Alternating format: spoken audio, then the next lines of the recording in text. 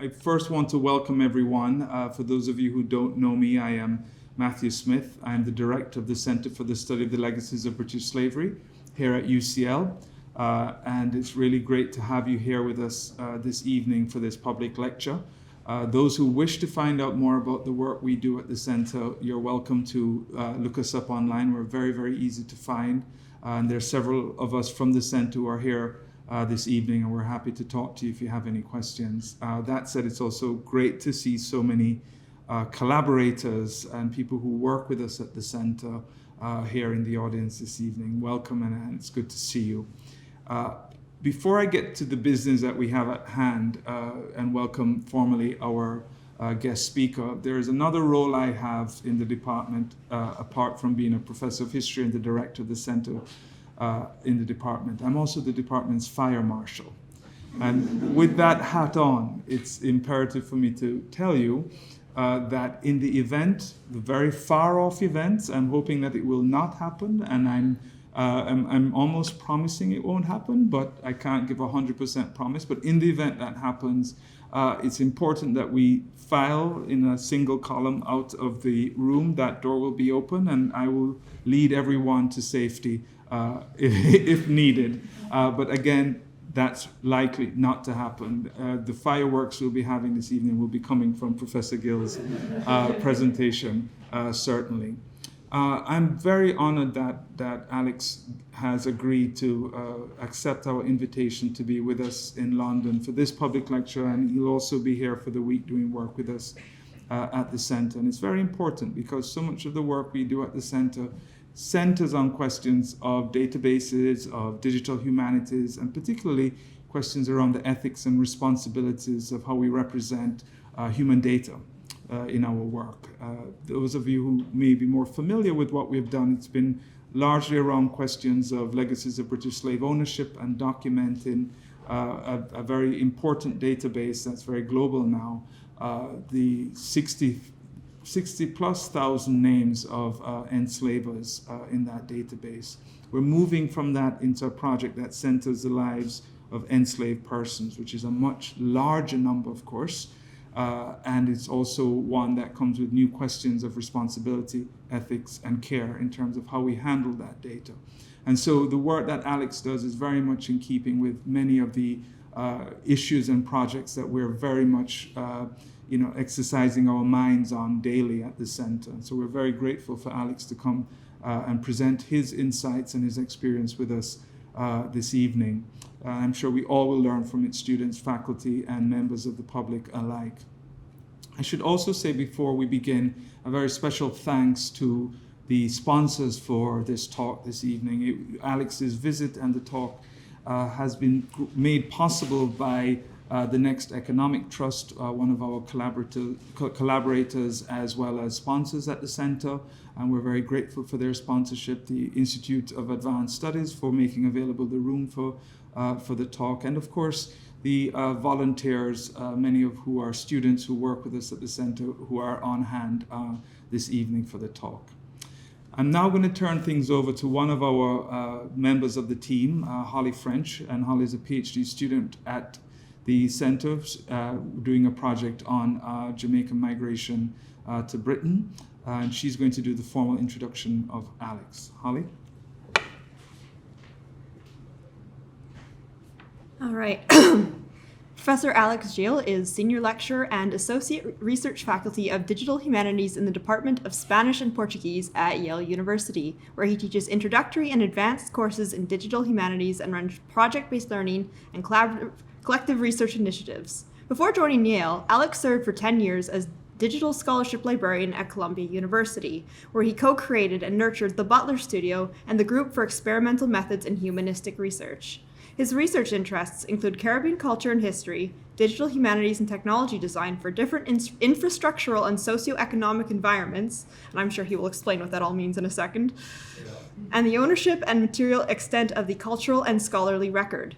He is currently senior editor of the Archipelagos Journal, editor of Internationalization of Digital Humanities Quarterly, co-organizer of the Caribbean Digital Annual Conference, and co-principal investigator of the Caribbean Digital Scholarship Collective funded by the Andrew W. Mellon Foundation. Over the past decade, he has been a prolific producer and contributing team member of many recognized digital humanities projects and scholarly software, including Torn Apart Separados, In the Same Boats, and Wax. We are delighted to welcome him to UCL today to deliver this public lecture entitled On the Humanity and Inhumanity of Data. Thank you.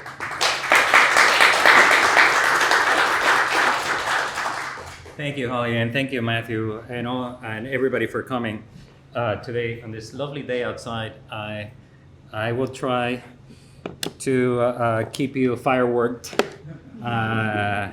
It's just so funny that because yesterday I ordered a gluten-free burger at the hotel restaurant, and I had to sign a waiver that if I died, my family wouldn't sue for reparations. And I was like, oh, this is a different place.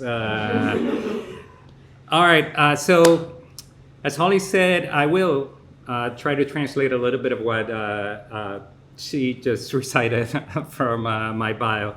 In particular, I want to talk a little bit about what it means to pay attention to the extent of the scholarly record. The Caribbean studies part will become evident in my remarks. So I was thinking of doing like a 3-part and a small coda at the end. The 3 parts are the following. The first is my explanation of what this bio is trying to communicate in way of a small trajectory. Without that trajectory, it'll be hard to make sense of the second part, which is a close look at the project on silencing slavery, which I'm going to be dedicating most of my time here talking with you about. And then the third part, the concluding act, will bring us to the present day of AI, the university as a service provider, as a data repository, and the question, very important to many of us in this community of people working with these kinds of data sets, of who owns Black historical data, who owns the Black historical record in particular. And then the small little coda at the end will just be sort of advertisement for a couple of initiatives that are collaborative in nature, international in nature, that you may want to be a part of. Now, without further ado, let's start. So my PhD was in English, in literature, comparative literature. I still enjoy reading poetry more than anything else in the world. My last book was published by University of Duke Press. It's a translation of a lost play by Aimé Césaire. My thesis himself was on the work of Aimé Césaire, the father of the Negritude movement in the Caribbean.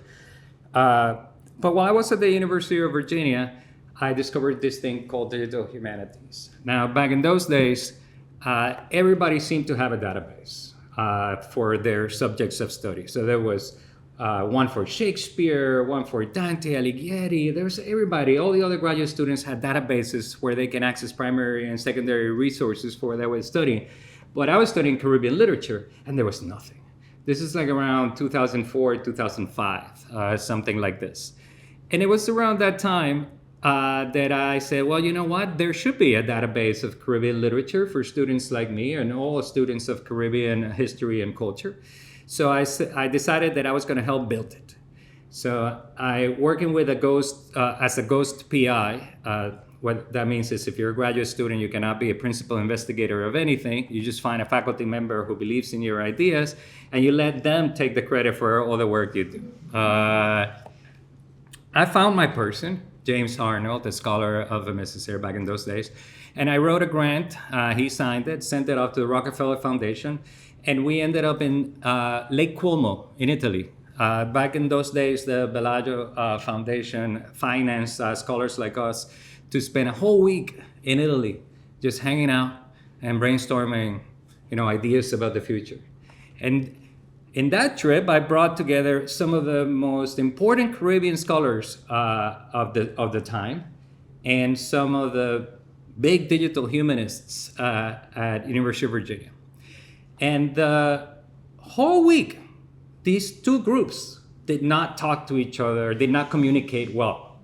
The Caribbean scholars were debating the whole week while we were in Italy who should be a part of the canon of Caribbean literature and who should not.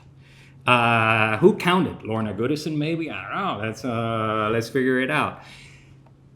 And the digital humanists were trying to tell these people, we need $2 million, we need a team of 40 people, and this is going to take 10 years. And the scholars were not listening to this. So I realized early on in my career that unless I learned how to do the things that the digital humanists were doing, we weren't going to have a database of Caribbean literature. I'm happy to report that I was not the one responsible for building what is today the Digital Library of the Caribbean. Another team in Florida was having those conversations at the same time, unbeknownst to me, and they succeeded in, the $2 million, 10 years, and a team of 20 people. They did succeed, and the library still is out there for you to use in fact, in your research, camera. I'll try to finish sentences for the camera. In fact, it is a model. It is a model of what a consortium library can be. And it's as big in terms of content as Gallica or any one of these major libraries online that people use today to do their research. Anyways, I started on my journey learning how to do digital humanities. That involved learning how to code at some point. Nothing I expected to happen to me was that I would learn the arts of web design and web engineering. But I did, I had to understand how these architectures worked in order for me to be able to do practical things without having access to money, without having access to large teams. And as a graduate student already familiar with shadow work, I figured that I was never going to have enough resources. That did not turn out to be true, as you will see. But I figured that I needed to learn this by myself and how to do these things by myself. And I did. And that's why I lasted 11 years in grad school. Not recommended. In the United States of America, we have to borrow money in order to finance graduate school. I graduated with $120,000 in student loan debt. Long after all my peers had graduated. My joke is now that I have a PhD and a DHD. Sadly, DHD is not accredited by the state. In any case, though, no regrets, because what I had learned as both a humanist and as a technologist will serve me well later in life, as you will see. In fact, because I had already gone through this journey, I took another risky bet on my life trajectory. I said, well, most people that I went to school with are writing books, articles. They're on this thing called tenure track. They still have it in England, or they got rid of it already here? They're like, it's a sad story. I'm sorry to trigger any emotions. And I said, well, okay, that's fine. The production of books and articles is great. And I, of course, enjoy reading them. And I learned so much from this type of production. But there has to be people that are willing to experiment and go play with other forms of material production. One of the things that I realized early is that the scholarly record and the historical record were now in the 21st century a hybrid construct. Half analog, half digital. Something you perhaps may have not reflected on is the fact that most books and articles today are born digital and then become print. So the metaphor is turned on its head. So when we speak of books, we tend to assume they're print first, but they're not. You probably wrote the book using Microsoft Word, and you probably wrote your articles using Microsoft Word. So it's already embedded in the digital. Libraries have already started accumulating data. Private companies started accumulating data and licensing them to research libraries. The whole record now is hybrid. That goes as much for the secondary literature that we are producing in our lifetimes as it does for the primary sources that now become digitized. So there's this mad rush to digitize everything, both by the private sector and the research sector. And I'll come to that towards the end when we talk again about the ownership of these things. But it was in this context that I said, riskily, I'm not even sure that is a word, taking a risk, I said, you know what, I am going to explore just doing digital projects. My career as a scholar would just be doing digital projects. And I did it for like 10, 12 years. That's all I did, digital projects of many kinds. I'll show you a few. I'll show you some of the big hits.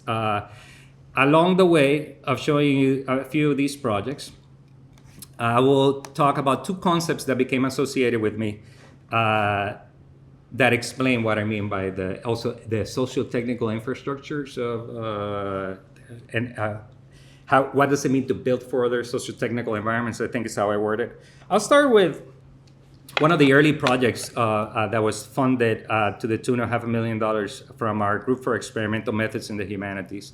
The portfolio of all these projects, by the way, can still be found at xpmethod.columbia.edu. This is the record of 10 years of work while we were there. One of the early projects was the Open Syllabus project. I could give a whole talk just on this project, which is now commercialized. The original team, there was 4 of us, co-principal investigators, imagined a research tool to try to understand what was being taught in the English language circa 2014, 2015. I was already started to be interested in the extent of the material record, both digital and both analog. It was just the kind of thing that I would think about constantly. It's like, well, the record is hybrid, half digital, half analog, but what does it look like around the world? What is actually the content of the archive? Does it have a form? We speak of formalisms in Marx, for example. Frederick Jameson, a famous American Marxist scholar, died a couple of weeks ago. He used to have this line called "the content of form and the form of content," and he was always trying to link, literature and other genres to form and to the material economic conditions of our life in society. That's great, but we never actually really develop an idea of the form of the archive. What is the shape of the archive? We have some rudimentary vocabulary about it. We speak of silences and explicitness. We read against the grain or along the grain. This is very rudimentary ways to hint at the fact that the archive has a very concrete shape. Something that is a Borgesian idea you may have never considered is that there is an actual finite number of documents in this planet. We don't know what that number is, but it is finite.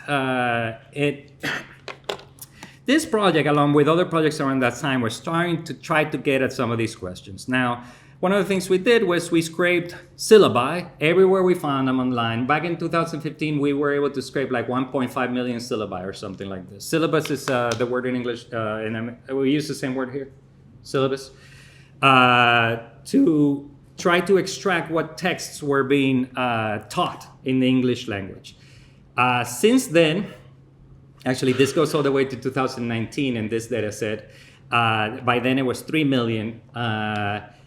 The database includes a statistically relevant number of syllabi in them from which we can extract more or less patterns. These are the top 10 texts, for example, actually more than the top 20 texts that are being taught in the English language today.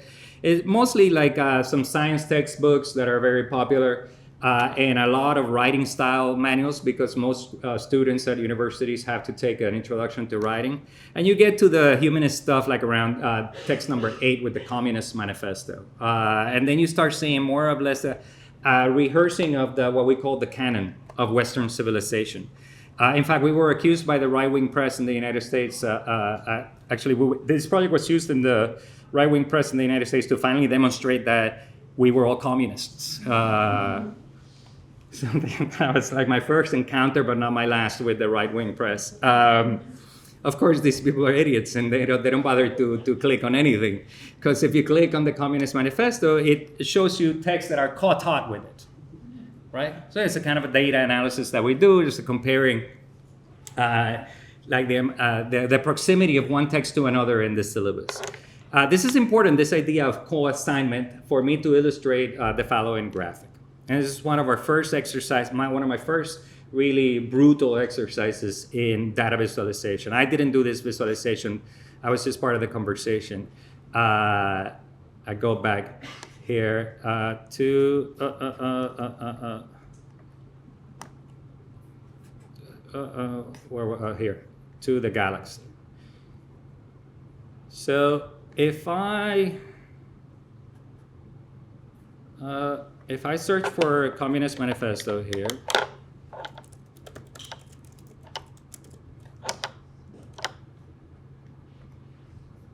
I find it here within the galaxy. This is the size of the circle indicates that it's thought a lot. So it's a big circle, it's a big planet in this galaxy because it's thought by a lot of people.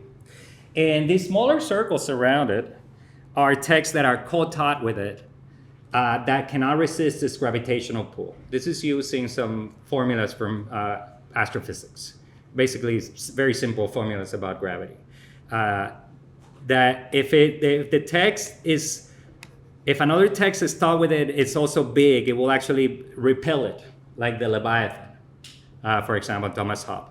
When you do this kind of simple formula borrowed from physics, you end up with what is a rudimentary form of fields of study. So for example, here you see kind of like the typical introduction to Western civilization or history of political philosophy in the West.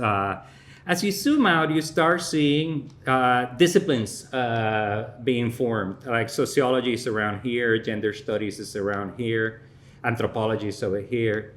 And as you zoom all the way out, you end up with the galaxy of all knowledge as it's being taught in the English language circa 5 years ago. Now, this type of visualization starts to give us an entry into this idea of the form of the archive. So it starts to give us a little bit of the shapes in which the archive, or at least a way of talking about it that does not reduce itself to silences and explicitness. Also, my little joke about this galaxy is that if you thought that no discipline was an island, you should take a look at sports and also the law. For some reason, the law and criminology don't share texts with the rest of us. What's going on? No wonder we get so many jerks being produced by law schools. In any case, so this is a major big project. Started getting me to think about visualization. Again, I did not produce it. I did not have the skills to produce that at that particular point in time, 2015 or something like this. But I kept honing my skills.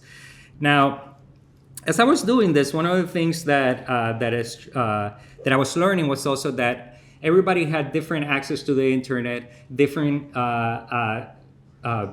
relationship to government in different countries, but also within countries. I was traveling already around the world, paying close attention to how humanists were doing their work, in particular the Caribbean. So I hail from the Caribbean and I travel there a lot, continue to travel there a lot. And in my trips to Cuba, for example, I noticed that scholars were sharing PDFs through what we can call the sneaker nets, as opposed to the internet. Sneaker net comes from the idea that you take the data with your sneakers from one place to another. The penetration to the internet was at that point in 2012, 13 or something like that, it's like a 1%. And penetration to an intranet was 9% for the whole population. That means like 1 out of 100 people had access to the internet that we take for granted here.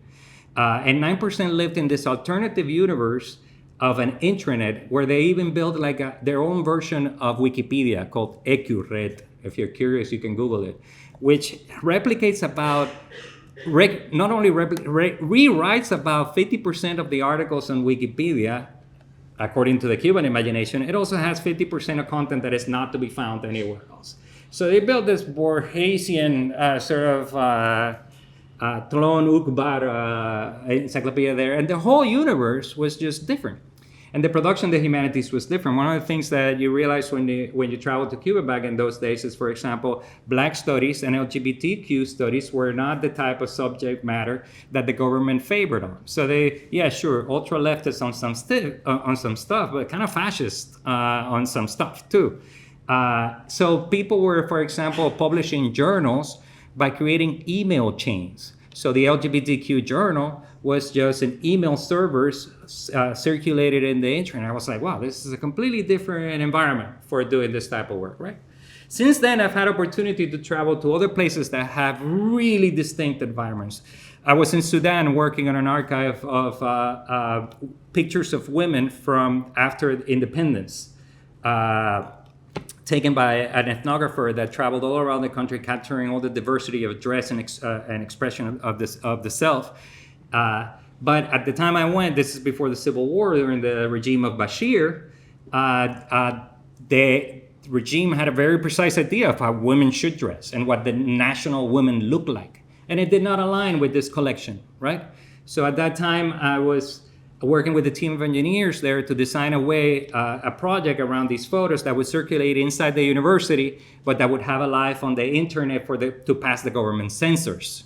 So the government would see on the internet this kind of image of this collection that was very curated to portray exactly the same kind of image that they have of women. But inside the university, the students were learning the real story, right? This is the kind of environment also that makes you go, okay, so we shouldn't be doing maybe digital humanities just with a one-size-fits-all. Maybe the study of the humanities changes everywhere we go. In the Caribbean, we don't have access to electricity all the time. In the Caribbean, we don't have access to the internet unlimited like we have here. For example, in my country, the Dominican Republic, we have to buy those cards to buy data, right? So you pay for data. So if a project is too big, it's gonna suck up all your card. So the engagement or the opportunity to engage with the public is very limited if you're not thinking about that environment. Within New York City, where I lived for 10 years as a librarian, things were similar to the international scene, right? These are not things that pertain only to nation states. I used to go teach in Rikers Island, which is a jail where they keep young black and brown immigrants imprisoned for 1 year or 2 years, waiting for trial. A horrible place, a place that should be closed down. We were there teaching young people some storytelling skills and some data skills to maybe create a little prison to college pipeline.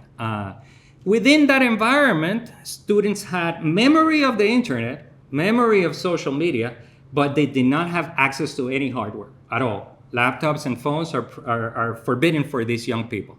And we had to teach how to code using whiteboards. So it was around this time that the concept of minimal computing was born. So this is a concept that is associated with me a lot. The minimal computing is this idea that perhaps we should look for a reduction in the amount of computation that is required to do projects for different socioeconomic environments.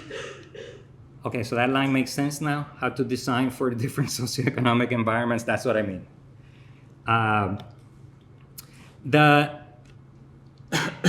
This trajectory, as you could probably been reading between the lines, it involves a lot of social justice.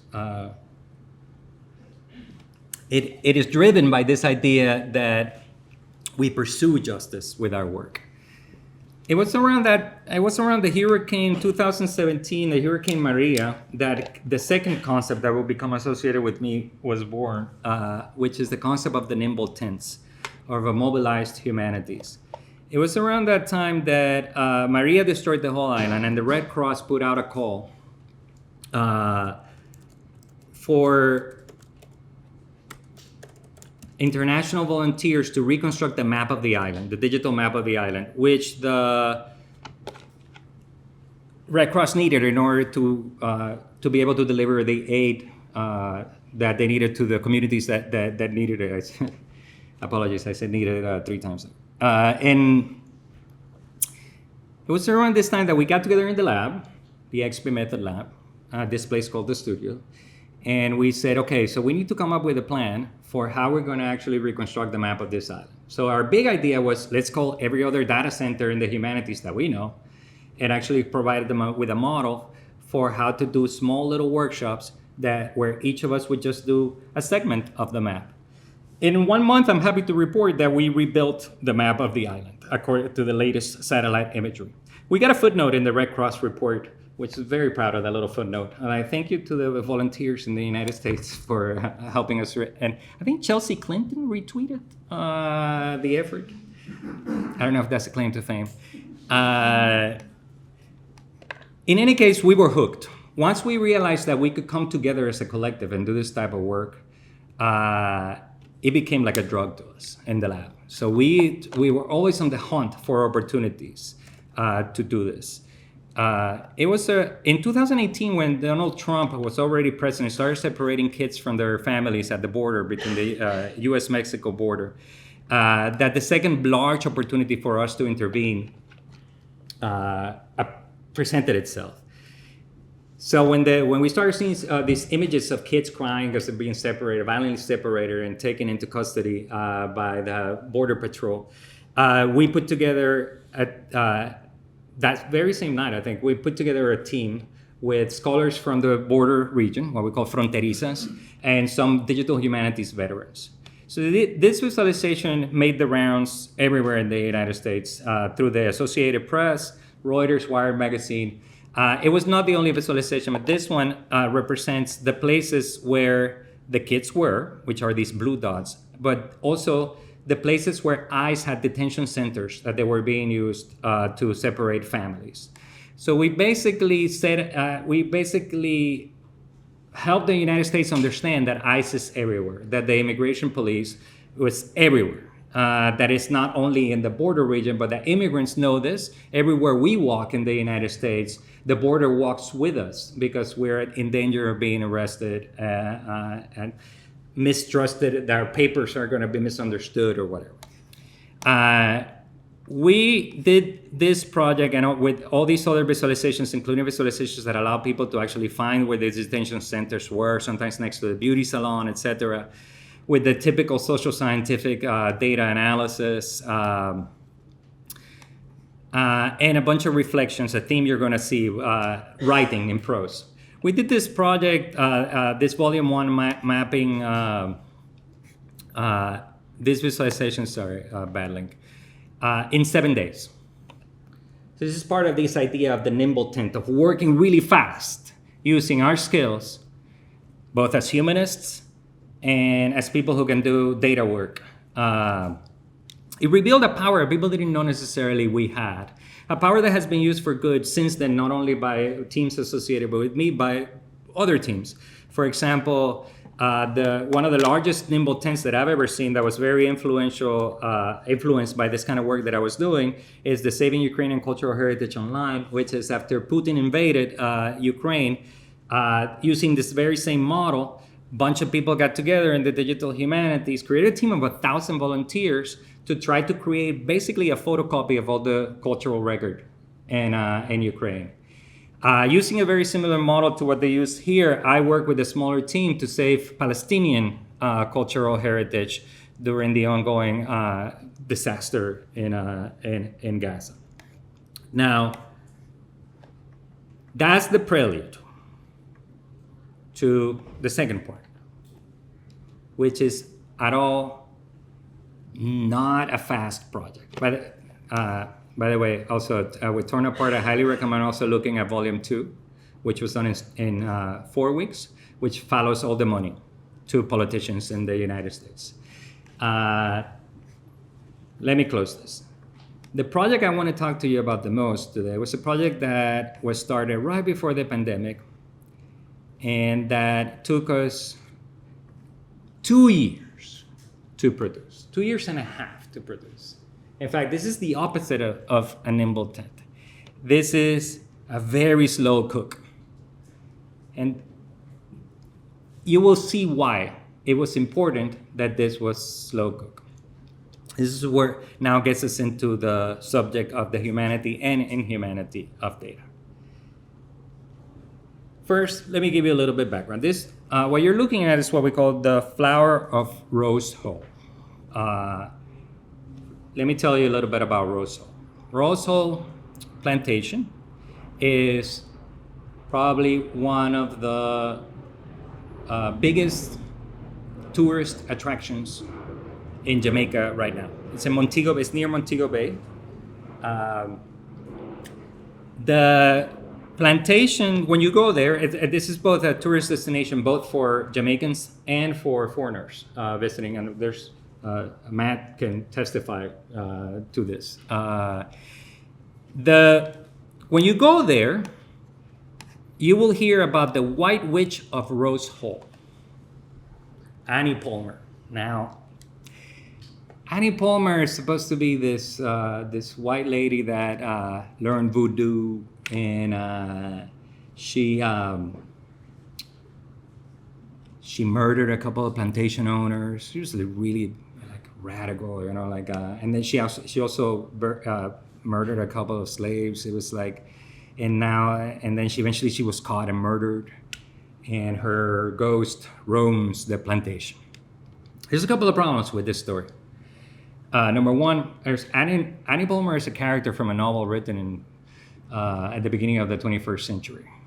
It's not there is a historical Annie Palmer. It has nothing to do with the Rose Hall Plantation. In fact, there is no story there's no history behind this legend. It's all fictional.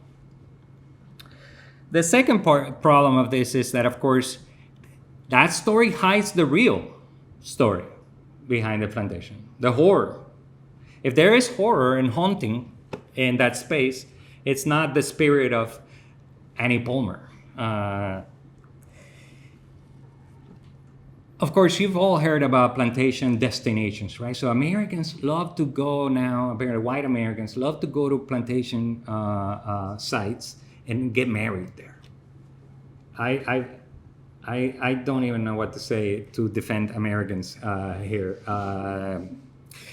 The owner of the site, which has a golf course, also called the Rose Hall Golf Course, is the daughter of a former governor, now late governor of Delaware, from the Republican Party.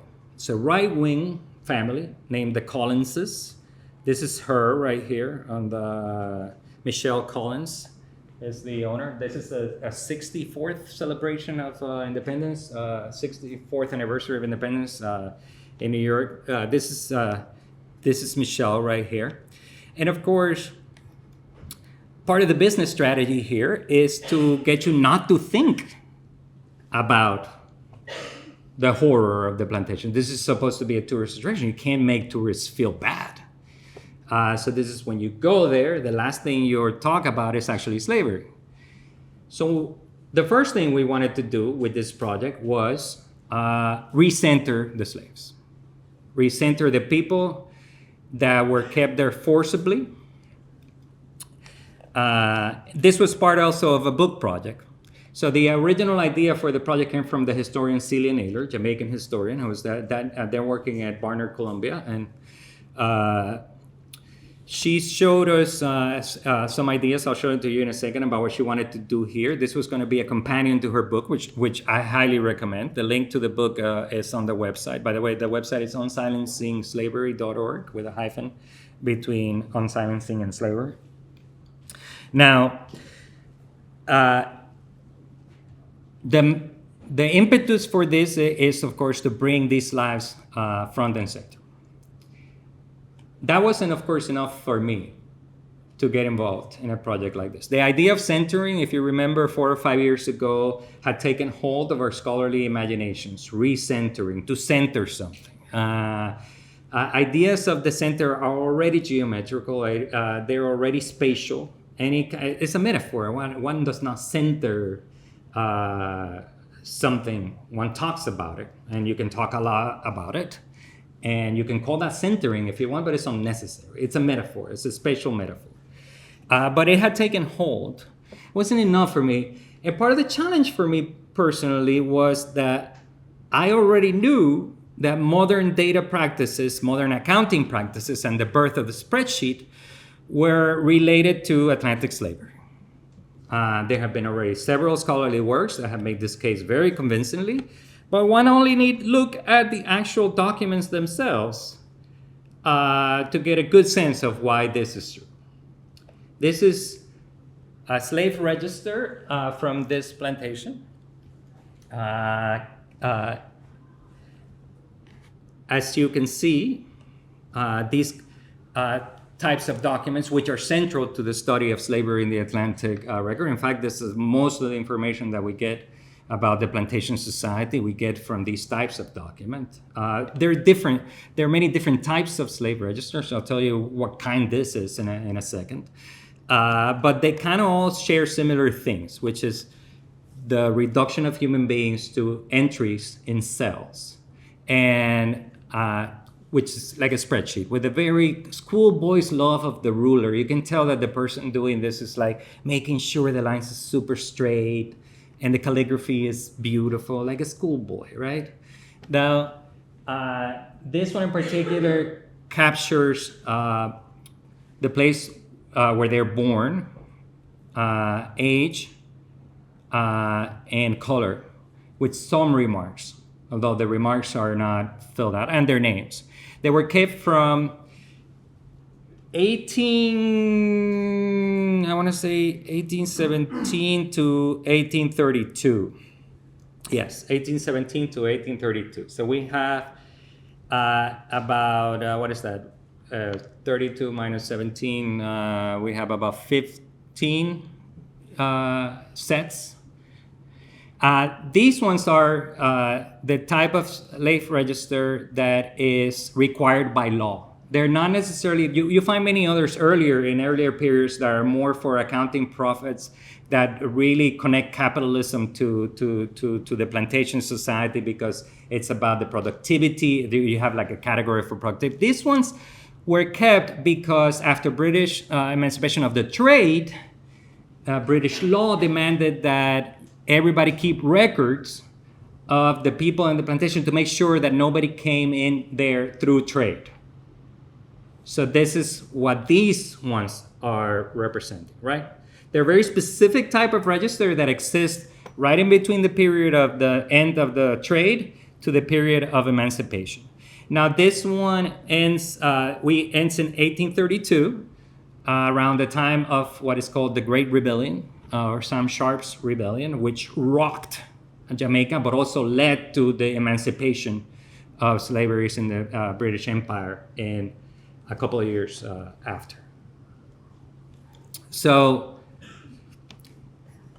I knew these documents were hard to work with, because how can I undo the dehumanization that is taking place? So people whose lives are recorded in these documents are dehumanized twice. They're dehumanized in real life while they're living under the conditions of a slaveocracy, of the plantation society. But they're also here reduced to these very simple categories. How does one reconstruct a life or lives out of this? So it was because I found that challenging that I actually ended up saying yes. It was after much consideration, I say, okay, you know what, Celia, let's try it. Let's go ahead and see if we can use modern day techniques to actually bring quality to these quantities. If we can do qualitative work with what is a hyper reduction to the quantitative. I already knew that people have been doing this kind of work in prose. So you got like, for example, Saidiya Harman, I was a professor at Columbia, had done great work around this time of trying to reconstruct lives and the dangers and challenges, but also opportunities of trying to reconstruct lives, very famously in the United States around the same time when we started doing this project. So we knew that people have been doing it in performance art. People have been doing it in graphic arts, through painting, through film. The trick was, can it be done through data visualization? It's this new genre that we now are all familiar with. We see it in the press all day long, right? In the New York Times or Washington Post back home, I imagine in The Guardian you see it too. You see visualizations all the time, every day. They are a common occurrence now. 15 years ago, you couldn't find one. And now we click on these things all day long.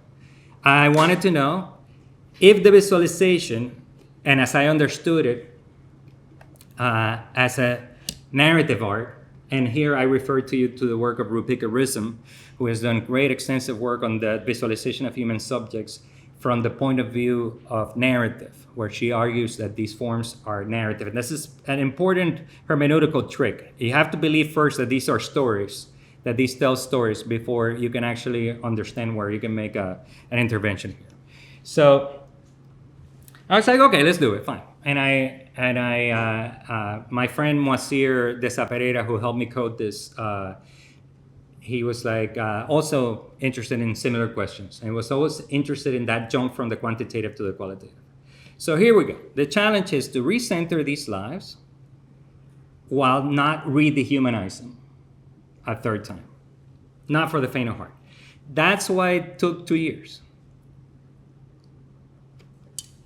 Every single decision that we made had to be accounted for. One of my operating theories by then, and what drives a lot of what I'm working as, is that we have to go against what I call the single use. The concept of the single use is a concept that we get both from socialist societies and from capitalist societies. It's the idea that when you make a product, it has an intended use, and that's what you should use it for, and you shouldn't use it for anything else. It's a very simple idea. It's like, for example, a Coke bottle is it's for you to put Coke and drink it.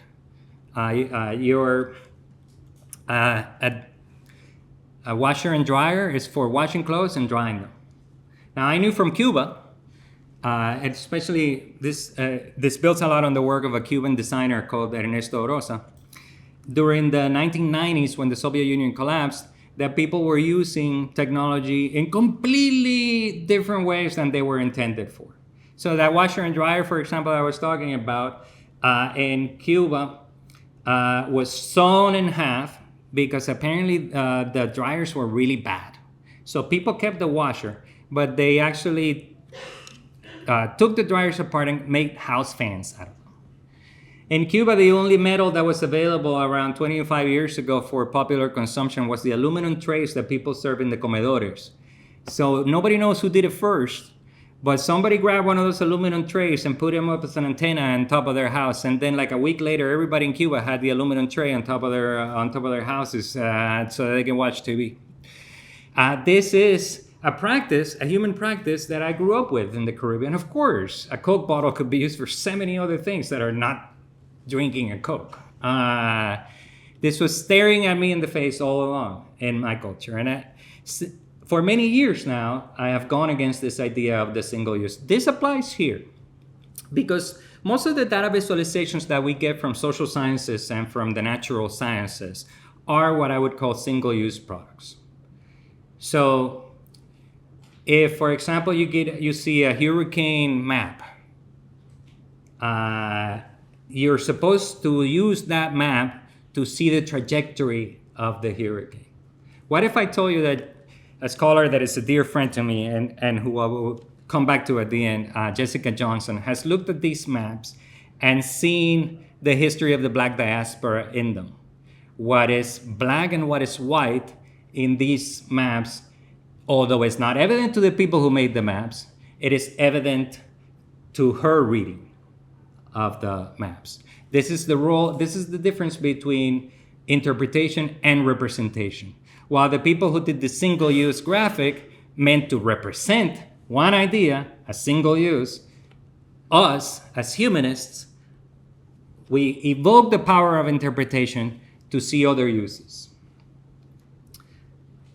So it is using this particular conceptual apparatus that I set to task with Moacir. At this point, then, we're breaking down all the component parts. We're looking at the material reality of this. We're looking at the aluminum of the tray, not the fact that somebody told us it's a tray. We're looking at the fact that it's made up of aluminum to do our work. In this particular case, the aluminum is shapes, colors, cells on a table, drop-down menus. Every little component here has a material reality. And we needed to question every single one of these material realities for the purpose at hand. Is this shape helping us rehumanize, or is it dehumanizing? Is this color rehumanizing or dehumanizing? The result is the flower of Rose Hall. Every one of these petals is a person. When you click on a petal, the story of that person is told. I will come back to this in a second. The inner circle represents 1817. As you move outwards in a centrifugal motion, time passes. So at the outer rim, you have 1832. So any line or any petal that begins in 1817 is somebody who was already there, present in the first records we find in 1817. And if their line persists after 1832, that means they were still there. And they left. This is when the records fall off. We imagine the emancipation is around the corner. We don't know what happens there. We lose sight of them in the record. While they're in the record, they're a petal here. Some of these little ones are the babies, the kids, who did not make it.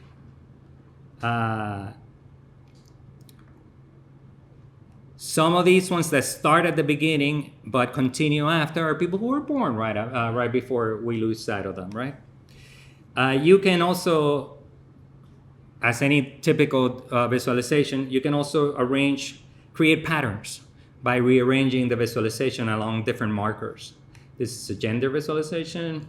One of my favorites is the matrilineage one. We'll come back to that because that one's tricky. Age really brings home the idea of the age gaps here. Now, the color is more or less age, as we know it, because age is marked in the register. So we know that in 1817, somebody that is marked as 40 years old and is still there in 34 is now 70, or around there, right? So we are able to do this age calculations on these folks. So far, so good. In terms of data visualization, nothing here yet is surprising. Here's where the design ideas start playing. I'll go through a few of them. So first of all, why not a pie chart? Most social scientists, and I include half of historians, kind of flirt with that social scientificism, would have done a pie chart and call it a day. From age 0 to 10, from age 10 to 20. That's what we call aggregation. One of the things that we decided to do is disaggregate the data, because disaggregation spoke to dignity and respect and honor of these lives. Aggregation spoke of disrespect. We can just lump them together. So we decided to create a petal out of everyone. It's one decision, right? It puts pressures also on social scientific graphic conventions. Why hasn't nobody bothered to do it like this? Keep the individuals. You can still see the patterns, but don't take the people out of the image. 2, petals. Why not straight lines? Everybody would have done straight lines. I know, that's easy. That's out of the box on the computer. We actually had to work 3 months to remember high school trigonometry in order to be able to create the functions to make these wedges curves. Why did we spend 3 months breaking our heads against high school trigonometry? Because that spoke on the side of dignity. That spoke on the side of respect, of life, of growth, of organic life. In fact, organic life, as you see it, is a recurring theme. If you refresh the page, the actual background of the flowers changes. Why not just keep the normal background? Why do this kind of why do this kind of organic algorithm to replicate foliage in the back that changes constantly? Because it speaks on the side of life. That's why we did that. Let's talk a little bit about the Dorinda. Let's talk a little bit about the people here. Why this? I should tell you this micro-narrative, this micro-history here, the story of Dorinda and the story of everyone here was done by hand. There was early on in the project, we were debating. we can use AI. We can use a sort of MATLib type algorithm that would say this person was born this. We can actually add pros, right? This person was born, and then we just insert the data point. And they were the mother of, and insert the data point. And we could have done it like that. Why didn't we do it like that? That would have saved us a lot of labor. Again, same answer.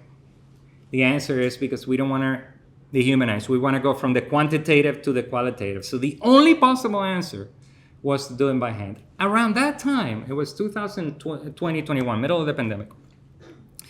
Around that time, there was a major financier in California that all of a sudden got interested in his ancestors. Black dude. He had discovered this database called Runaway Freedom on the Move, which some of you may have seen. I see Freedom on the Move. He had discovered this data set of runaway ads. And he actually said he put aside 7 of his data engineers. He, of course, commanded, he's a billionaire. He commanded 7 of who knows how many he has, 120 people on his staff that can do data. And he told 7, you're going to stop doing money, you're going to stop counting money, and I want you to create, to work with this data to reconstruct the lives of all of these people on these ads. So this team of 7 or 8 data scientists in California created a Twitter bot that actually, that actually connected not only this data set, but many other data sets in the Black digital record, in marriage records, birth certificates that are all housed in different data sets that are starting to coalesce in the United States using a technology called linked open data. I actually never asked you if you guys are using linked open data, but it's a technology that allows you to link things. And any silence they found in the archive, they just had the AI then fill it. This was also around the same time where Tupac Shakur had died, and they had created a hologram of him in concert. And it was the creepiest thing that you can ever imagine. Now, this dude with the San Francisco weed they smoke over there, this is some really bad weed, thought it was a really good idea to do this. So this is what we're reacting against. This is does not strike me as a way to respect the ancestors of my friends, my neighbors. So I convinced Celia wanted to do it. So the Black woman historian who cares more about these people than anybody that I know, she wrote a whole book about it. She was like, oh man, that sounds like a lot of work. Plus, if you know Celia, that makes a lot of sense. But I know I have to do it. And I'm like, yeah, Celia, you have to do it.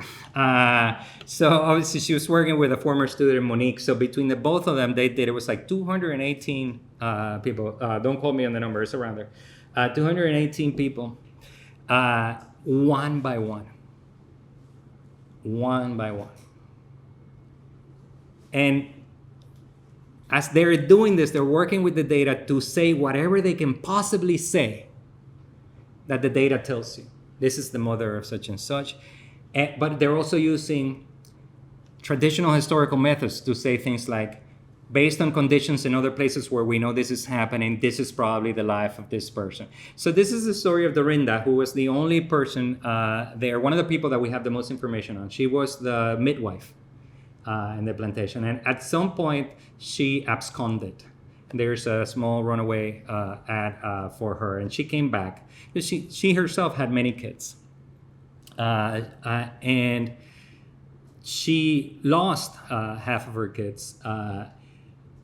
And also, she refused to actually provide her midwife services to a couple of other people.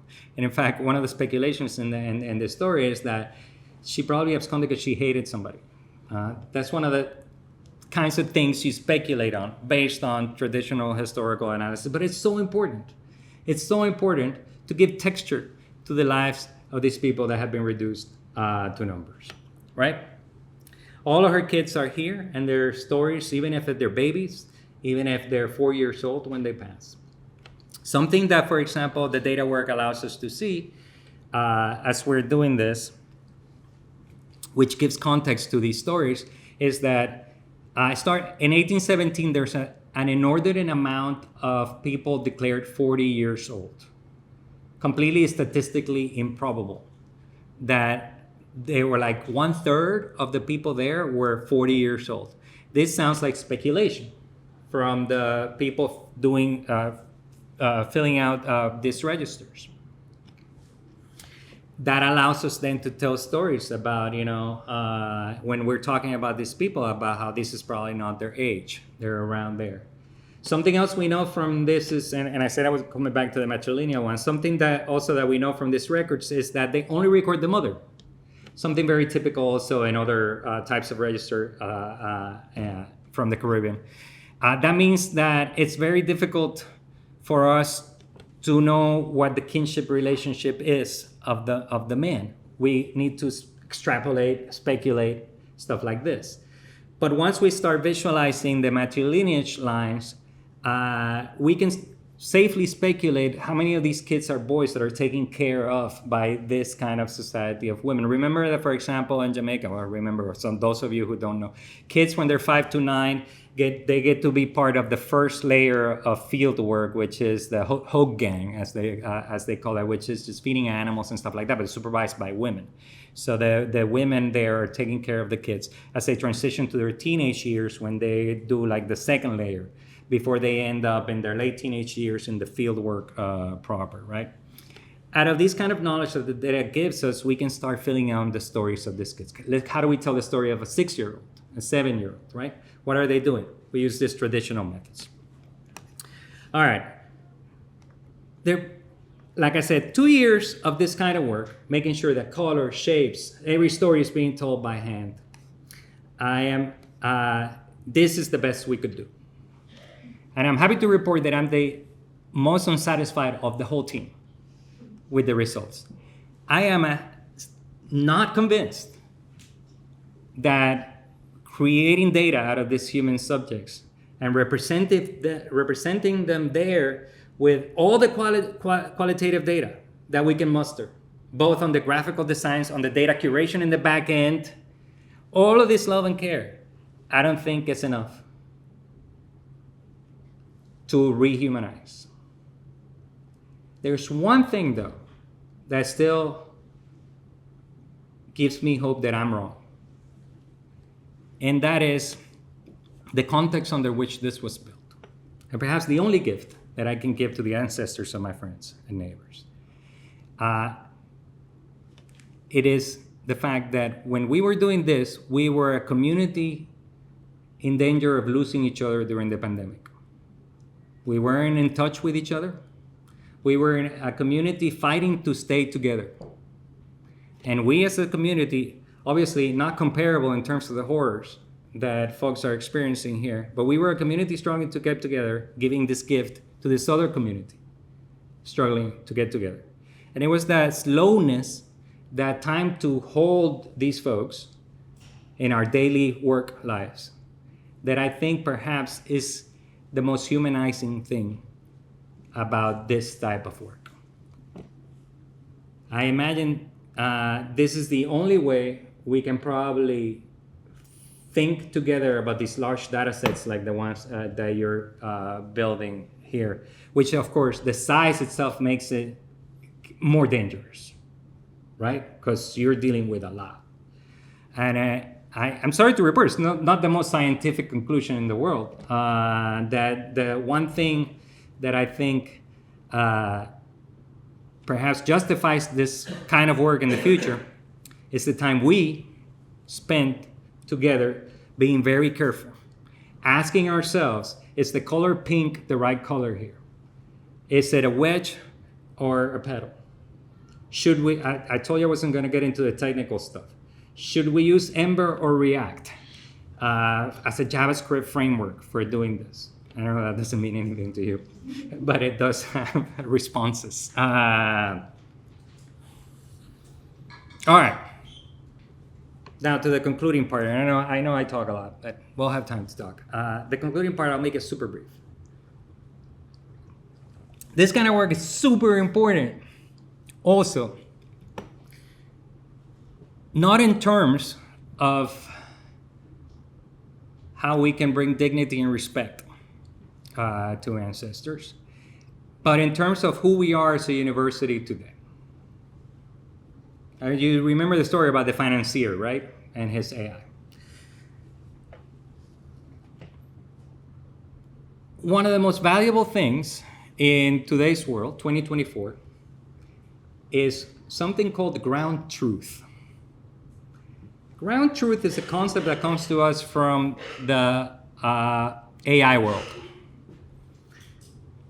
You know how ChatGPT always messes up and like it doesn't, like you ask for something and it almost gets it right, sounds like a mediocre C student, but you know, kind of like for the most part, it also has this American voice. It's carefully curated to sound like Ned Flanders from The Simpsons, you know, but it always messes up. One of the things that, of course, there's a mad rush for is for it not to mess up. Especially Apple is redesigning Siri so that it doesn't mess up. It doesn't mess up based on the quality of the data that is called ground truth. Guess who the larger body of human beings right now sitting on ground truth is on the planet, both scientific, humanities, and social sciences? Us. We are sitting on the scholarly record. Kind of. We haven't actually owned the scholarly record for a while. Now, we have certainly produced it. We have certainly written books and articles. Some of us have dedicated their lives to doing these types of projects. But we, for the most part, have given away our work to private interests. So there are large monopolies of people that own the scholarly record today. They have names, and some of them are listed on the stock markets, both here in England. Some of these companies, for example, Cambridge, the Cambridge Group, and not the university group, a different group called the Cambridge Group, ProQuest, Elsevier for the natural sciences, and many others. You can look them up. These companies with ties to fascism around the world, to what we call private equity, a part of the new modality of capitalism we're in right now, where financialization rules the roost, and where ownership itself is diffuse. We were talking about this on the way here, where it's hard to point to one bad guy, like at the height of the industrial era where Marx was writing his stuff. They already own it, most of it. They license it to universities like UCL or Yale University. Usually the libraries kind of sign these agreements where they give you access. There are smaller operations like JSTOR that many people in the humanities are familiar with. But this layer, they came to dominate this layer that is above the publishers, that is where the data resides, where the catalogs reside. And these are the people right now making deals with San Francisco, OpenAI, Microsoft, and all these people for this ground truth. And of course, it's always so cute to find how scholars who were all about open access 10 years ago are now going back to being conservatives and saying, no, intellectual property rights. And it's kind of like a little bit late for you to be fighting about like your book. You already lost that battle. We lost that battle. Well, I haven't written many books. Just one. That battle was lost. And this ground truth that now belongs to us will be given to them. At the same time that their services and products pose a threat to our teaching. There are some universities in the United States where already teachers are being replaced by apps. So the more our ground truth actually improves their apps, the more they will sound like us, the more us will be less needed in terms of how the university is run, efficiencies and all that, right? Now, it is in this moment also that African American and Black diaspora history is being censored in the United States of America, which is still hegemonic. You cannot teach what I just taught in Florida or in Texas very openly. Of course, there's always been marronage in the classroom, where we figure out ways to tell you things without, using trigger words. It is in this context also where, for example, one of the largest data sets that allows us to do Black history, the one held by Ancestry.com. You guys heard of Ancestry? Yeah, that got sold to Blackstone, which is a private equity company that they're very big supporters of Donald Trump. And I imagine here. So right now, Blackstone, a fascist enterprise, is now sitting, 2 months ago. Yeah, look.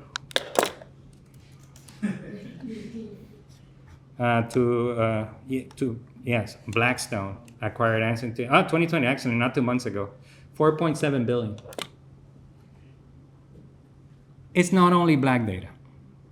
It's also a bunch of white people data, right? But it is valuable.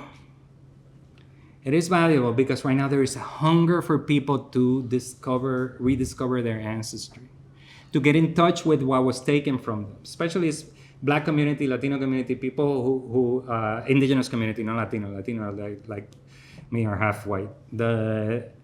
So people who were silenced in the record are hungry. There's nothing they had access to. So they're grasping for ways to reconstruct that. And these companies know it. So they know the valuation of this reconstruction of your life is at $4.7 billion. And now they partner also with 23andMe, so they have the DNA data. Anyways, it is in this context, I will conclude here, it is in this context in which our work with data is important. Not as a way of achieving revolution, because I don't think it's possible. Not in our lifetimes. But at least rebellion. For us to say, we will not use data this way. We will not represent it the way you tell us it's supposed to be represented. We will bring our souls and our lives and our blood and our experience as people in community to our data work. And however small, on silencing slavery is, although it is being shared at the plantation site so that people can look at it on the phone. However small, it points in a different direction. That things didn't have to be this way.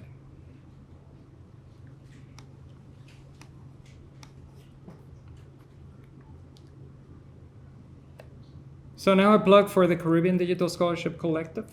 As I said, I would end with an advertisement. If you want to be a part of a collective that is trying to think these ways, I recommend 2 for now. There are many, of course. CDSC, the Caribbean Digital Scholarship Collective, funded by the Mellon Foundation. When I was a graduate student, I never thought I would get money, and now I don't know how to spend it. This brings together many people at conferences. Matt was there at the last one, through programs and micro grants. So students in the room working on these kinds of projects, please come take my money. I really want to give it to you. Just pay attention to the micro grant program. Also, pay attention to the summer school. Maybe you're interested in learning with me some actual computer techniques, some of the technology side. Now, I trust you have the humanities side down pat. So come and learn some tech with me. The other community I wanted to point out is the Black Beyond Data community, which is Jessica Johnson, me, and a few other, Sasha White, Alexander White, who works with the Lloyd's, who's building a database finally broke open the Lloyd's data. And in particular, pay attention to the conference series, which was recently funded for at least 4 more parts, on who owns Black data. In particular, what we mean by who owns Black data is who owns Black historical data. This project actually is paying attention to who is sitting right now, trying to map out the ownership and talk about conversations about data related to from Columbus all the way to emancipation, or let's say from 1518, 19, when the first African kidnapped folk arrived in my country, all the way to emancipation. And beautiful conversation, absolutely amazing, thrilling conversation on how we can move away from ownership to a model of stewardship. And this is the kind of conversation we're having in the future about what do we mean when we speak of not only reparations, but also data reparations and perhaps archival reparation. How do we move from a model of all of these white interests or white-led organizations repatriating or intrapatriating, depending if you're in the same country, to black majority-led stewardship models. So please get involved if you can. That's it. Let's go. Let's talk a little bit. All right. That's it.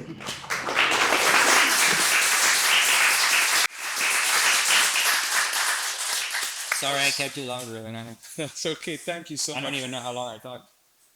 You gave us quite a lot, and I think we're going to have questions for you quite certainly for all of this. Thanks again to Alex for that very encompassing presentation. As I was listening, my feelings, Alex, oscillated between excitement to do the research to a little bit of despair to wanting to retire early with all that stuff about AI. Thank you, though. This was great. Fantastic work. I'm going to yield chair's privilege because I have loads of questions I'd like to ask Alex, but I'll have the opportunity to do so while he's here with us for the rest of the week. So let me just turn things over to the floor.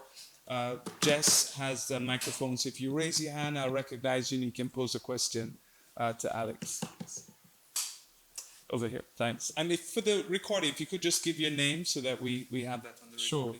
Hi, yeah, I'm Tommy. I'm just started as a PhD student with the Sarah Parker Riemann Centre. Yeah, thank you so much for quite a important talk on a difficult subject. You mentioned Ancestry, and I was wondering if you could talk a little bit more about Ancestry's database, the triennial returns which they provide for enslaved people. Obviously, as you mentioned, Ancestry has been bought by Blackstone. Did you kind of have responses to that database when you were doing your work? Because when I've used that, it's I've been instructed it's quite a careless database. It kind of reproduces the logic, so those accounts have been. And the kind of follow-up to that is, on that database, the actual data is provided for some islands. So, for example, Jamaica, the other islands like Montserrat are excluded. So there are inequalities within that data set. So I'm not sure why that's the case on Ancestry. I've never been able to find out why, but yeah, I just wanted to talk about that. Thanks. I don't know that much about it. As I don't know any more about it than any of you who have looked a little bit at it. I know that it was mostly Mormons who did this work. So the work was done out of Utah for a long part. That's obviously Anglo-centric work. I wasn't paying attention to Brazil, the Caribbean, and I know that they were collecting this information from birth records, marriage records, anything in the archives they could find, including sometimes the registers, right? So the data work that they're doing is something I didn't talk about because I was already going for too long. But I mean, one of the dangers of data work is that data itself, in its own nature, is extractive, because data so here's a word that's useful from a colleague in digital humanities, Joanna Drucker, who was one of my teachers when I was in grad school. She doesn't like the word data. She wants us all to start using the word capta. Because data from the Latin datum is a given. But data is never given. Data is something we capture, right? So the world is a messy place, and we want to reduce it to a table or a series of tables. We're obviously extracting selective information according to our columns and stuff like that. Obviously, what they're doing is extractive work of extracting all this information from records in the archives, right? In order to be able to create their data set, but like anybody else. So I know that about them. I know that the Blackstone acquisition was, if I'm not mistaken, a hostile takeover. And I don't think it was like all willing, because the Mormons really cared about this. I knew about Ancestry for like 20 years. I also know that one of the reasons why they're a great hit is because of this desire that people have to reconstruct their families. according to this very really noxious metaphor of the family tree, which has nothing to. It's family tree is just a way of conceptualizing kinship, but it's not like how we in real life experience kinship, right? Like the tree, it's a decision, right? And so I knew, but I know that genealogists are like, for example, if you go to any archive, where like when I go to an archive to do historical work, the first half of the room is the genealogist, and I have to like skip to the back to get to the. I don't know if you've experienced this. It's like, and archivists already kind of know this, so they kind of like they have corridors depending on the archive for you to like hear, so that you don't have to deal with the genealogists. I know that they're tapping into that. I wish I could tell you more. I don't. Do you know more about them, man? Well, I was going to just suggest that it's a time when that was done, when there was this great appetite to just almost hoover up as much data as possible, digitize it, and put it online. And I think, as you quite rightly mentioned, there's a certain carelessness in how that was handled. Where now, I think, maybe about maybe 15 years or close to that since that first ancestry publicization of the registers database was done. So one would anticipate that would they go in and do it again now, it would be a very different approach. So I think looking at the state of the field at that point in time. Any other questions? Yes, Karen. Sorry, I'm sorry, sir. Let's take the front row, then I'll recognize you. Yes. Hi, thank you so much. I really enjoyed your talk. My name is Maya. I'm an undergraduate studying history here at UCL. And a couple years ago, I worked for an archive for Bernardo's. They're like a children's charity, really old children's charity that worked with foster children in London and throughout the UK. And I was tasked as an intern with digitizing the index cards of individual kids who came through their program. And there were, probably about 100,000. And it took me 6 weeks to do 50. So you can like imagine how long it took, like doing it by hand. But my question, I guess, is with that in mind, of my own experience of how long digitizing can take and what that means in terms of access. You know, those index cards were the only ones that existed on the planet. And then digitizing them somehow offers this idea that they're going to be more permanent. But is that really the case? Is data and digitizing, does it solve that appeal of the part, like the transience of the physical? And is it really a long-term solution? That's a good question. No, the digital is way more fragile than the physical. All people around my age in the room know that we cannot open our Microsoft Word files from 2002 and 2003. So data formats and the way that it's just the way that digital technology kind of has been evolved. It's still early, obviously, in the civilizationally.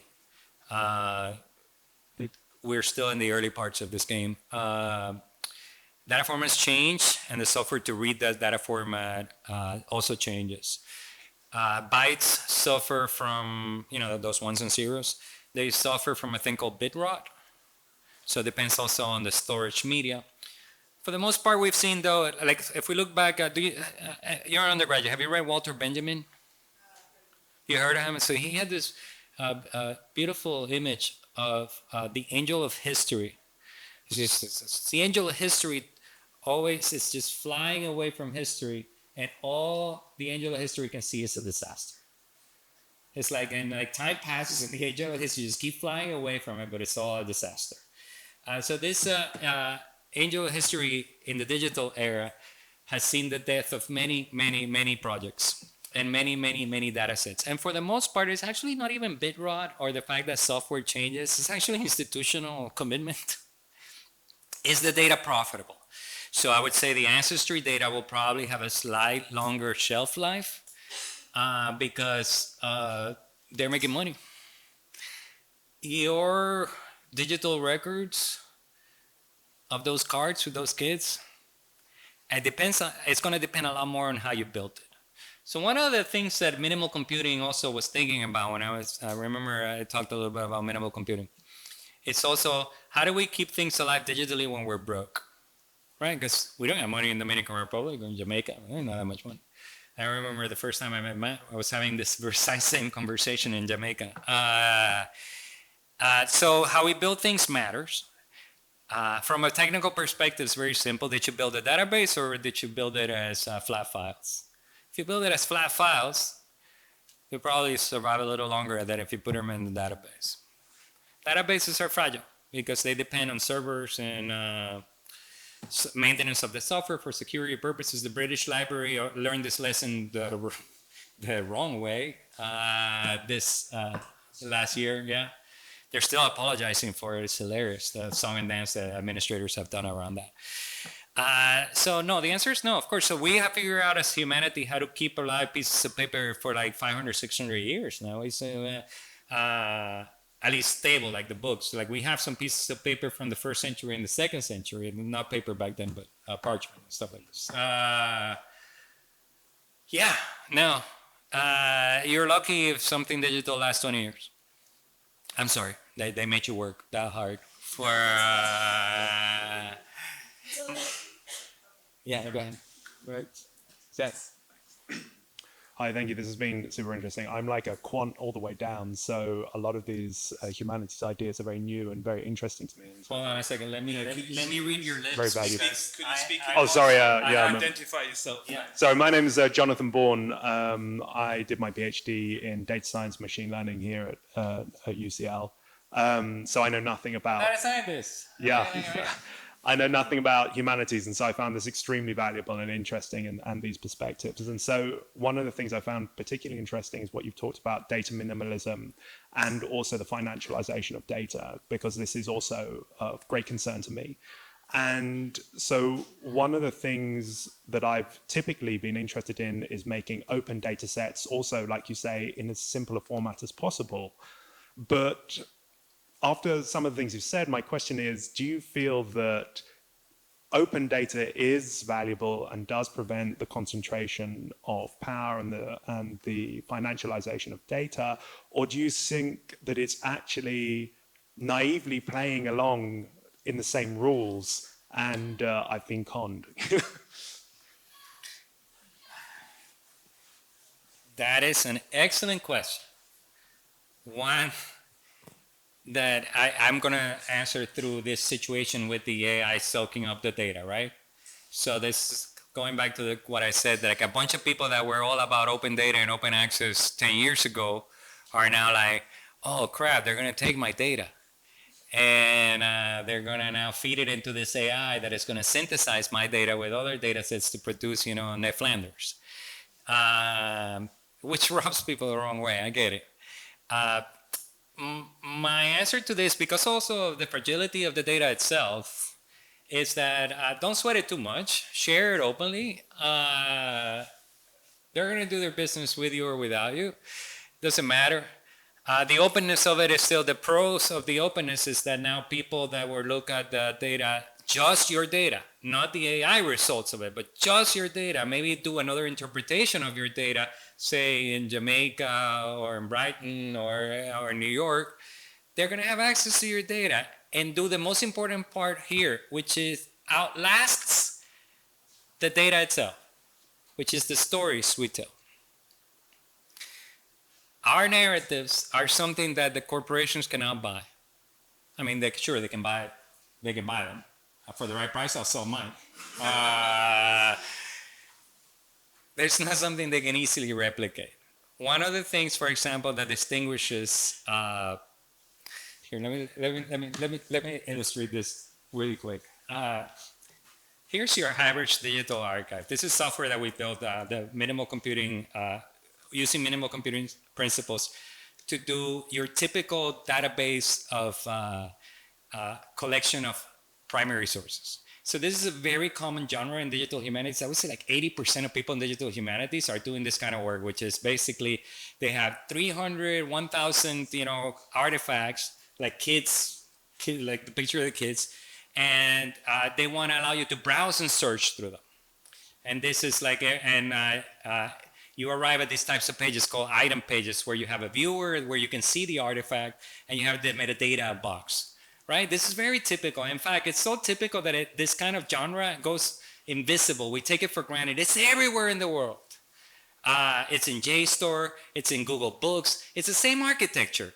If you go to JSTOR and, oh shit, really? Well, you know, you've seen JSTOR. You'll find the same kind of structure.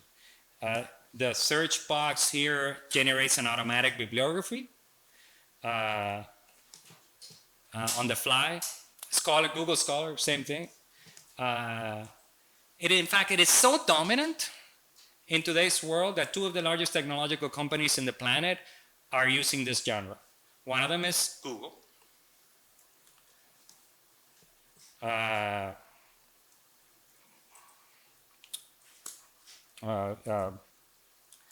Sharp's Rebellion.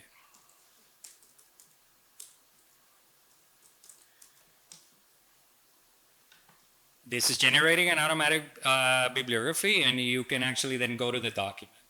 And the other one that actually started selling books is Amazon.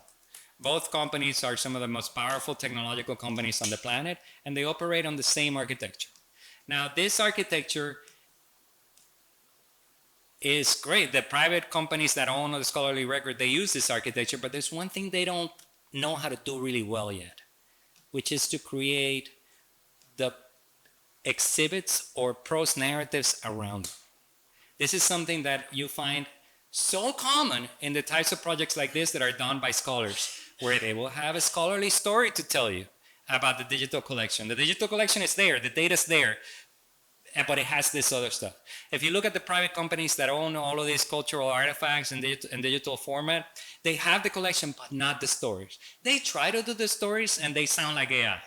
They sound like a bunch of PR bullshit. And that's not what you get when we do it, right? This is my argument for you.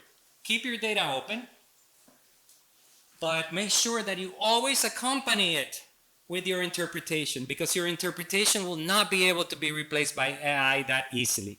It is that small form of rebellion. I'm surprised that you tie your happiness to revolution. You should tie your happiness to rebellion. Do not feel despair in that we cannot have this.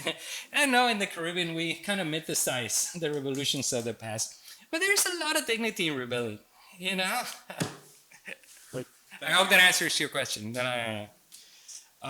Thank you for that. Cassie? Hi. Hi, I'll stand. Hi, my name is Cassandra. I'm a lecturer in Legacies of Slavery at University of Hull, and lead researcher on the Guardian Legacies of Slavery project. And I'm from Trinidad. You might recognize my accent. So I'm quite interested in the descendant communities side of the database, the Rose Hall Plantation. I'm curious to find out, were the findings or this model, was it shared with descendant communities after it was made, and what was the reception? For example, do students engage with it? That's one question. And also, the other question is, in terms of tracing descendants, so the Guardian is linked with one plantation in Jamaica called Success Plantation. Yeah. And I'm looking at trying to find out more about who were the enslaved people, similar to what you did with Rose Hall Plantation. And I'm wondering if you all did any research in terms of trying to trace descendants, and also did any descendants or people who were looking at their own ancestry contact you all after this project came out? Yeah, sadly, no. We lose sight of these folks after 1834. And the best we could do, of course, on the website, we invite descendants. Actually, in the About page, we invite descendants if anybody sees this to contact us, but nothing yet. The best we could do is actually just make sure that the project is circulated around the so-called tourist attraction, so that local tourists, if that's how, of course, this company, the Collins Company, would like us to call them, at least maybe might make some of those connections, but it's hard because, of course, we lose sight of them in the record. At every single person in there, we lose sight of in 1834. So connecting it to the present, it has to come from a curious descendant, right? Promoting it on site is the best we can hope for. I wish I had a good story to tell you, but. Sorry, could I ask a follow-up question to that? one of the things that I heard Cassie hint at was whether or not there's actual integration with students or other people in Jamaica, not necessarily at Rose Hall, but elsewhere in the parish of St. James, so that this information can be included in how they understand the history of the estate and its presence there. Yeah, that's a good question, and one that will actually have a positive answer when we go in December to Jamaica, because Celia is coming. Because the thing is that we did this during the pandemic, and it was in Celia's docket to do this, but also she was overextended emotionally during the time and writing a book. So the best that she could do was just do this thing. But like I said, one of the things that me and her have been talking about is like, wouldn't this be great in the classroom if we bring it to the classroom? So it's one of those things where hopefully we can do that work in December. The project is still fresh enough, right? That we can probably get away with bringing it to the classroom in St. James. Yeah. Thanks for the answer. Do you have any contacts, by the way? We can talk about any teacher that you know over there. I might, Jess in front. Thanks. Lately, this is just a comment, but I went to a launch, I think it was last week or the week before, at the Institute of Jamaica, and there was someone there talking about this database. So about the Rose Hall? Yeah. Plantation. It was a fascinating lecture. But she was also doing connections, like family connection. I can't remember her name. Suzanne Francis. Yeah. So she was able to connect some of these folks. We need to put her in touch with Celia. Celia will be the one to do this work because she is from Jamaica and she wrote a book on it. Yeah. But we need to put these two in touch. Sure they do. Yeah. Yeah, I'm sure she knows that she has seen Celia's book. If she's working on this, then she definitely has seen Celia's book. She does, yes. And Suzanne Francis Brown has been doing a lot of work on the Papine and Mona estates in St. Andrew Parish as well, using the records. Yeah. She was talking about Papine, but she mentioned the project. Yeah. Thanks, Samaya. Sorry. What did you think, Maura? What did you think of the work? Oh, fantastic. So you're more convinced than I am that you can do this work?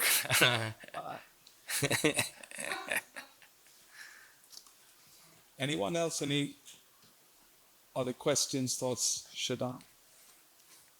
Hello, I'm Shadonna, and I'm based at the Institute of the Americas at UCL.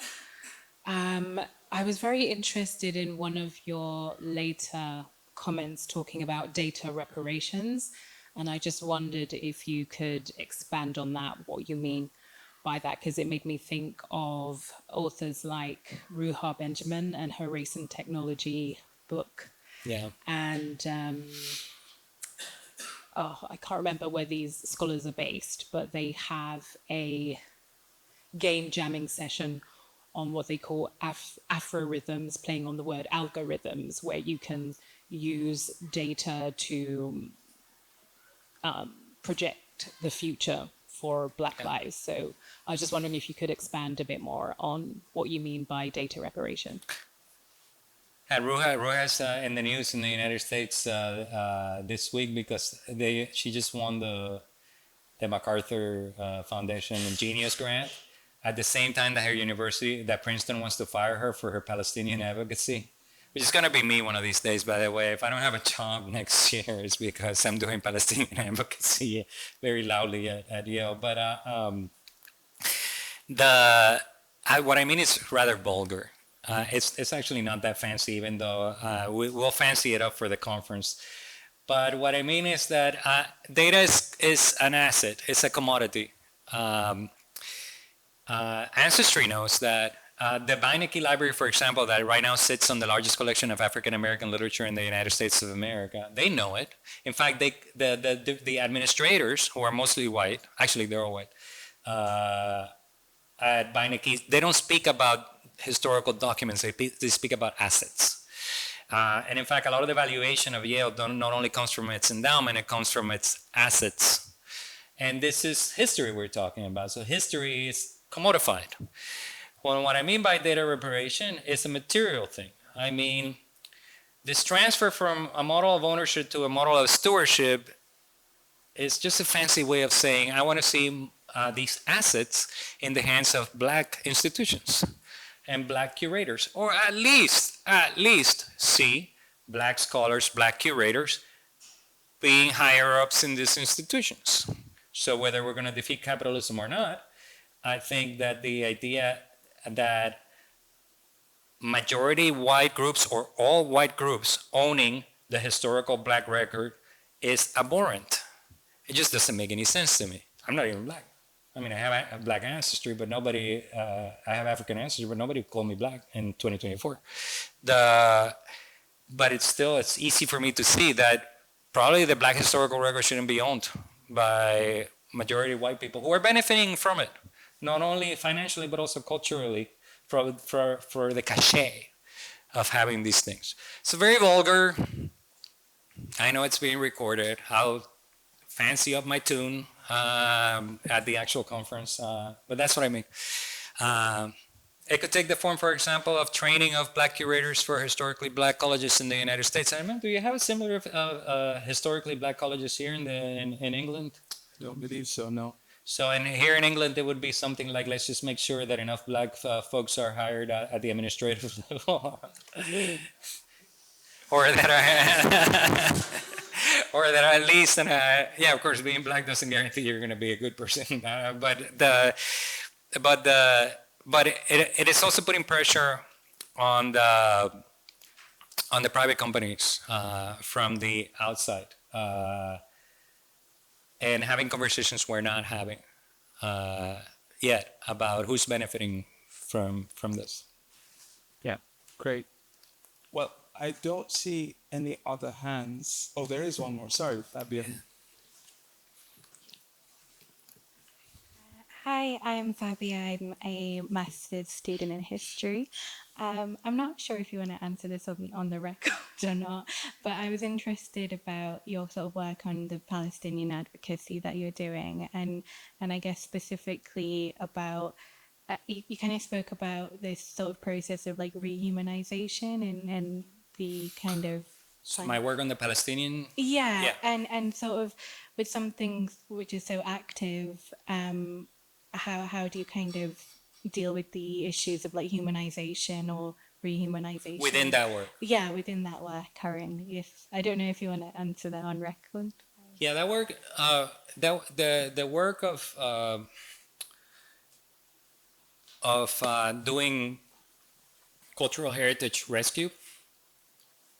For the most part, the way that it was designed originally by the original team of Saving Ukrainian Heritage Online, of which I was just a consultant in. I was on this trip at that particular moment in time where I said I shouldn't be a co-principal on all the types of projects that are like this, because then nobody will believe that these types of projects can be done by anybody, which I do believe that it can be done by anybody. So I was like, no, guys, I don't want to be part of the main team. So I was just in an advisory role, but I saw how it was designed, and it was in those conversations. And the idea where the humanity comes there is that we are going to make a photocopy of everything using similar software to the one that the Internet Archive uses. This is called web archiving. It's just techniques that we use in order to kind of recreate whole websites and whole data sets. And we just make a copy, right? We're just going to make a copy of the Ukrainian stuff in the United States servers and German servers. So we were doing both European servers and American servers. When the Palestinian, when the attack on the Palestinian people began, I wanted to do something similar to what they were doing, and they say, okay, I'll lead this one. And it was interesting because at that time, this 1,000 volunteers all of a sudden weren't that excited, the people doing it for Ukraine. So we ended up with a super tiny team, but it was fine because actually the size of the digital cultural heritage in Ukraine was like 50 times bigger than the one in Gaza. So it's fine. Okay, so we got to work.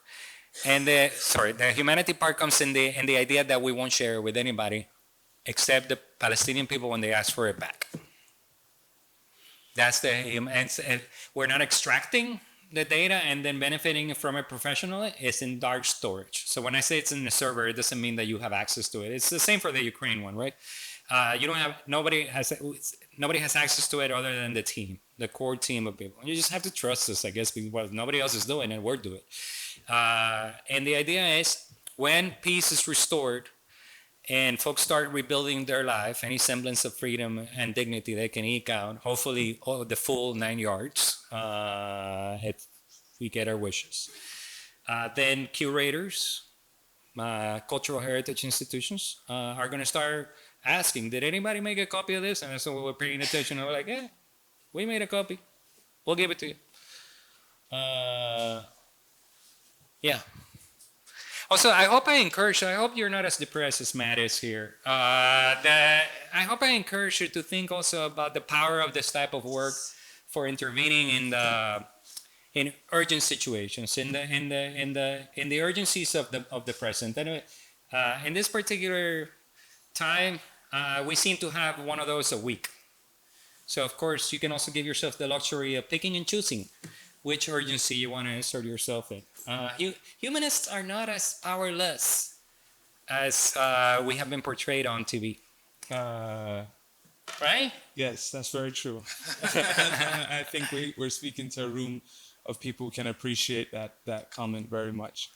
As we draw to a close, I wonder if Alex, if you could give us a closing comment on you've given us a lot about institutions, scholars, various sorts of organizations like Caribbean, the Digital Collective, and their focus on this kind of work. But I'm curious what the student and community level focus has been, their appetite for the kind of digital interventions you've been talking about in the US. Because, for us here in the UK, we are coming at it from a very different sort of vantage point. Do you find that students, other people from the communities of Caribbean or even Latin American communities are really, sort of leading a charge in this direction as well?